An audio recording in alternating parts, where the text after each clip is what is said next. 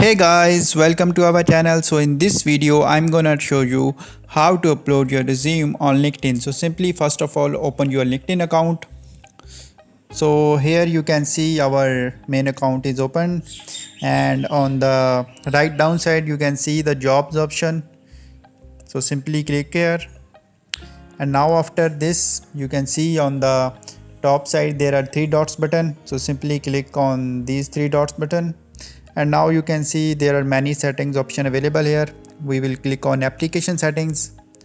So now here you can see upload a resume option. So you can check, you can upload up to 5 MB file.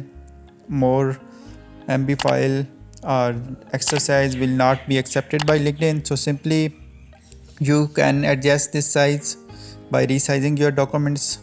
You can post in doc, docs and PDF format. So simply click on upload resume, and now you have to move to your relevant folder.